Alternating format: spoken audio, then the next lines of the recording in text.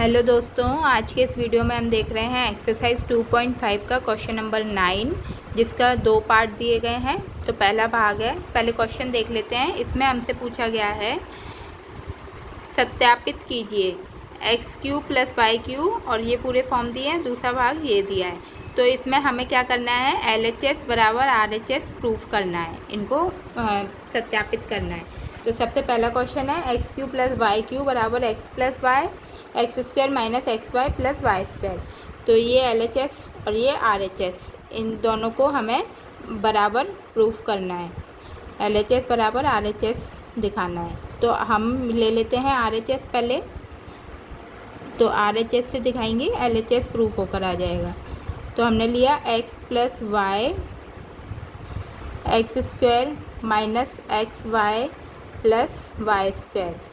अब क्या करना है, इन दोनों ब्रैकेट का आपस में मल्टीप्लाई कर देना है। यानी कि x का पहले इन तीनों नंबरों से मल्टीप्लाई करेंगे, फिर y का भी इन तीनों के साथ मल्टीप्लाई करेंगे। तो सबसे पहले x का x² के साथ मल्टीप्लाई करेंगे तो ये हो जाएगा x³। अब x का xy के साथ मल्टीप्लाई करेंगे तो ये हो जाएगा -x²y। अब इस x का y² के साथ मल्टीप्लाई करेंगे तो ये हो जाएगा xy²। अब x का इन तीनों के साथ हो गया। अब y की बारी है, तो y का इसके साथ मल्टीप्लाई करेंगे तो ये हो जाएगा x² y। अब इस y का इसके साथ मल्टीप्लाई करेंगे तो ये हो जाएगा xy²। अब इस y का इसके साथ मल्टीप्लाई करेंगे तो ये हो जाएगा y³ ठीक है, क्योंकि y और y² का मल्टीप्लाई कर रहे हैं। अब देखेंगे इनमें से कुछ कट रहा है क्या। तो x² इधर माइनस का है और x² इधर प्लस का है, तो ये आपस में कट रहे हैं। अब xy² इधर प्लस का है और ये भी xy² माइनस का है, तो ये भी आपस में कट रहे हैं। तो हमारे पास बचा क्या, x³ + y³। तो देखिए हमने RHS लिया था, ये लिया था, तो इससे हमारा x³ y³ LHS के बराबर आ गया, LHS के बराबर आ गया। यानी कि LHS RHS बराबर हो गए हमारा। तो ये हमारा सत्यापित हुआ है, सत्यापित हुआ। इसी तरीके से हम इसका दूसरा भाग भी सॉल्व कर लेंगे, वो भी देख लेते हैं। तो इसका 9 का सेकंड भाग है हमारा x³ - y³ बराबर x - y x² + xy + y²। तो इसमें भी LHS और RHS प्रूफ करना है हमें, दोनों बराबर हैं या नहीं है। तो देखते हैं। सबसे पहले हम RHS ले लेंगे इसका। तो RHS में क्या है, x - y x² + xy + y²। अब इसका इस x का इन तीनों के साथ पहले मल्टीप्लाई करेंगे, फिर इस y का इन तीनों के साथ मल्टीप्लाई करेंगे। तो x का x के साथ किया तो ये x³ हो गया। इस x का इनके साथ मल्टीप्लाई किया तो ये हो जाएगा x² अब इस x का इसके साथ मल्टीप्लाई करेंगे तो ये हो जाएगा xy²। अब माइनस के y का इन तीनों के साथ मल्टीप्लाई करना है, तो y का इसके साथ करेंगे तो -x²y। अब इस -y का इसके साथ करेंगे तो ये हो जाएगा -xy²। और इसका इसके साथ करेंगे तो ये माइनस का y³ ठीक है। अब देख लेंगे कुछ कट रहा है क्या। तो x² इधर प्लस का है और x² इधर माइनस का है, तो ये आपस में एक दूसरे से कट रहे हैं। अब इधर xy² प्लस का है, इधर xy² माइनस का है, तो ये भी आपस में कट रहे हैं। तो हमारे पास बचा क्या, x³ माइनस का y³। हमें चाहिए क्या था, LHS x³ - y³, वही हमारे पास आ गया। तो यानी कि LHS बराबर RHS प्रूफ हो रहा है। तो इधर लिख देंगे सत्यापित हुआ। तो ये हमारा क्वेश्चन नंबर 9 पूरा हुआ। अब देखते हैं क्वेश्चन नंबर 10। अब ये क्वेश्चन नंबर 10 जो कि है 27y³ + 125z³। ये क्वेश्चन 9 जैसा ही है, बस इसमें हमें संख्या दे दी, अंक दे दिए हैं। उसमें अंक नहीं थे, xy के फॉर्म में था। तो क्वेश्चन नंबर 9 की तरह ही इसको सॉल्व करना है। तो देखेंगे कि सबसे पहले हमारे कौन सी शर्त समीकरण लग रही है। तो इसमें लग रही है x³ + y³ वाली। तो x³ y³ की क्या था हमारा, x + y और x² + एक्स स्क्वायर प्लस, तो ये हमारी x cube plus y cube वाली जो थी वो एक्स प्लस वाई और x square minus x y plus y square, ये हमारी सर्व समीका थी, उसी का इसमें प्रयोग करना है। तो हम x के बराबर किसको मान सकते हैं, 27 वाई क्यू है, यानी कि ये 3 वाई का क्यूब है। और y के बराबर हम किसको मान लेते हैं, 5 जेड क्यू है, यानी कि ये 5 जेड का क्यूब है। तो बस ये फॉर्म तो हमें दी रखी है और इसमें इन वैल्यूज़ को रख देना है। तो x की जगह पे हम 3y रख देंगे, y की जगह पे 5z रख देंगे और एक्स स्क्वायर की जगह पे 3y रखा, माइनस x कितना है 3y और y कितना है 5z प्लस 5z का स्क्वायर। तो ये हमने रख दिया इधर हम बड़ा ब्रैकेट लगा देंगे। अब ये सॉल्व कर देंगे, 3y प्लस 5z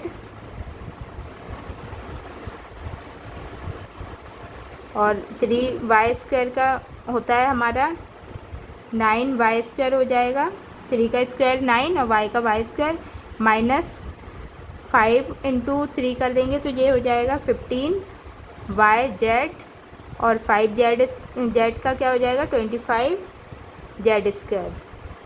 तो ये हमारा गुणनखंड आ गए, किसके आ गए गुणनखंड, 27y cube plus 125 Z cube के, ठीक है। जगह नहीं बच रही इसलिए मैं इसको एडजस्ट कर दे रही। तो ये हमारा पहला गुणनखंड आ गया। अब इसका सेकंड भाग देख लेते हैं। तो इसका सेकंड भाग है 64 m cube minus 343 n square. तो इसमें क्या लग रही है हमारी समीका, x का क्यूब माइनस y का क्यूब। तो लिख लेते हैं पहले x का क्यूब माइनस y का क्यूब बराबर किसके है, x माइनस y और इधर है x square plus x y plus y square. तो इधर हम दिखा देते हैं, x को हमने मान लिया 4m क्योंकि 4m का क्यूब हो जाएगा 64 m स्क्वायर और y को हमने मान लिया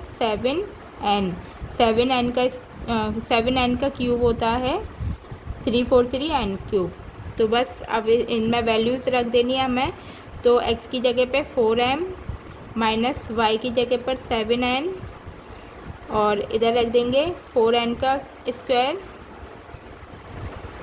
4m का स्क्वायर प्लस xy यानी कि 4m multiplied 7n plus y square हमारा कितना है 7n का स्क्वायर, ठीक है। अब बस इनको सॉल्व कर देना है। तो ये हो जाएगा 4m माइनस 7n और ये पूरा हो जाएगा हमारा 4m का स्क्वायर कितना हो गया 16m square plus 28mn plus 49n square.